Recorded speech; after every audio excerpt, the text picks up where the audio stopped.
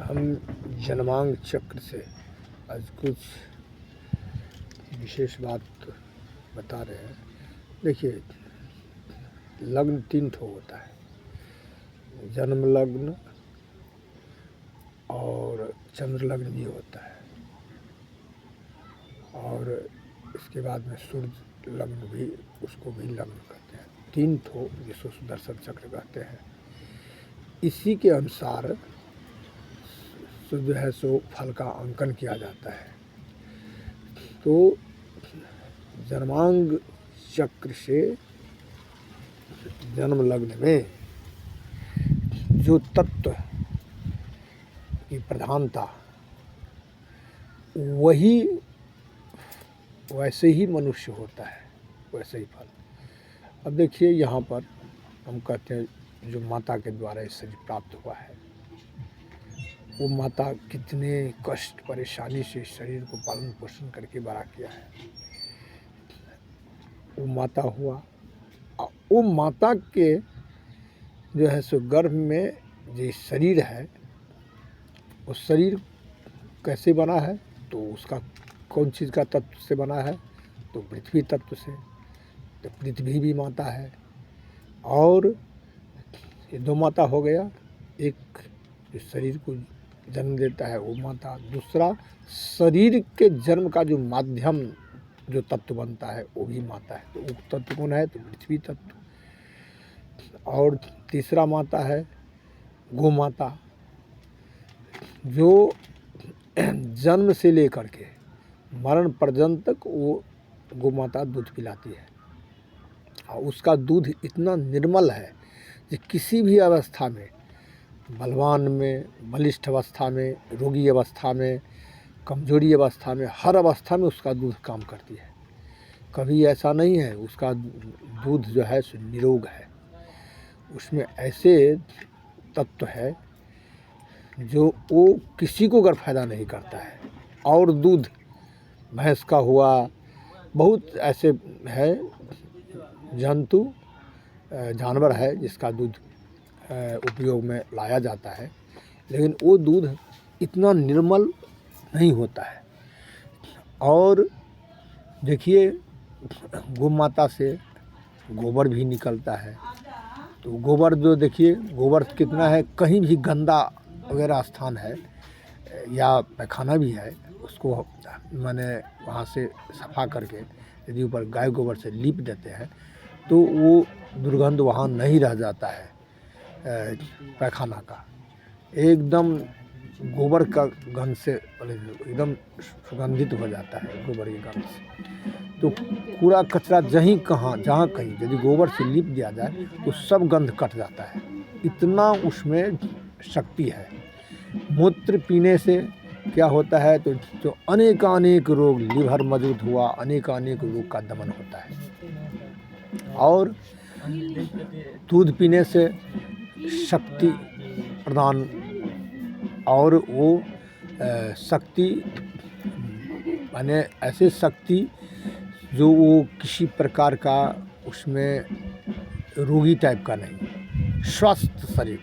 शक्ति कई प्रकार का होता है, लेकिन एक शक्ति है जो शरीर को स्वस्थ रखती है, और एक शक्ति है जो उसको दुर्बलता प्रदान करते हैं। लेकिन आत्मबल के कारण क्या होता है, तो वो शक्ति जो है सो दुरुपयोग कर लेता है। और वो शक्ति जो गौ के दूध से जो प्राप्त होता है, वो निर्मल शक्ति है।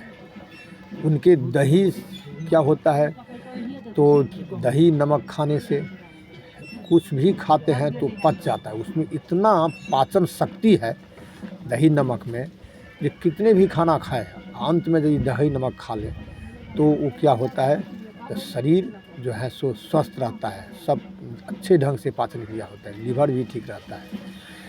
तो दही देखिए, और दही, दूध, घी देखिए, घी जो है सो एनर्जी जो है शरीर का बढ़ाता है, और वो स्फुरंदन क्रिया जो है शरीर का उत्तेजित शरीर को और बल प्रदान भी करती है।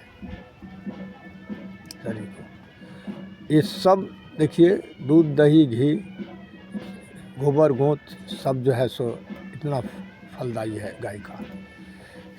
और उतना ही नहीं, गाय के पूछने से ये तो हम लोगों के से रिसर्च, मानवीय रिसर्च और दैवी रिसर्च में गाय के पास बैठने से, गाय के जितना नज़दीक बैठेंगे, जितना उनसे संपर्क रहेगा, उतना जो है सो धर्म में रुचि, मन पवित्र, आत्मा पवित्र और भी ये होता है कि ज्ञान बुद्धि विवेक सब कुछ प्रदान करती है। वो दैवी शक्ति वो गाय में ही है और किसी में नहीं है। ये भी प्राप्त होता है गाय माता से। जैसे अपने माता से जो जन्म देती है इस शरीर को, उसके पास बैठने से वो अंगूर पकड़ के चलाती है और इसके बाद में कितने जो है सो वो ज्ञान विज्ञान से प्राथमिक शिक्षा में भर देती है वो झोला। और पृथ्वी माता, हम एक अन्न देते हैं और कितने अन्न हमको दे देते हैं। जितना देखते हैं सोना चांदी हीरा जवाहर जो संसार में जो वस्तु है सब पृथ्वी के ही जो है सो विकार से उत्पन्न हुआ है। और जो देखते हैं सारे दृश्यमान जितने पृथ्वी पर देखते हैं सब पृथ्वी का ही तत्व है।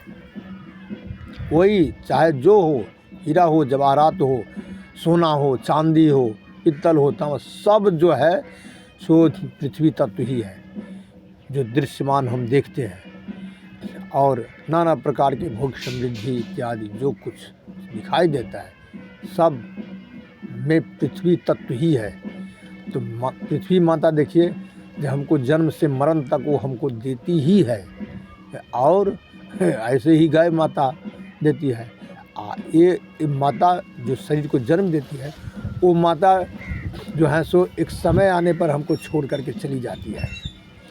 और प्राथमिक शिक्षा, प्राथमिक पालन पोषण इत्यादि, इसके बाद में वो जो है सो खाली उसके पास में एक ही रहता है ममत्व, और वो बस छोड़ दे माने इसके बाद छोड़ देती है। लेकिन ये दो माता जो है सी जिंदगी भर पकड़ के रखते। उसमें गाय ऐसा माता नहीं। और उसको लोग क्या करता है तो काट के खा जाता है, उसको दुरुपयोग करता है और उसको निंदा, उसको अनेक उसको जो है सो पीड़ा। अब कहिए वो मनुष्य कभी ज़िंदगी में सुख नहीं भोग सकता है और न उसको कल्याण हो सकता है। हम अपनी वाणी को विराम देते हैं। बोलो गौ माता की जय, पृथ्वी माता की जय, जन्म देने वाली माता की जय।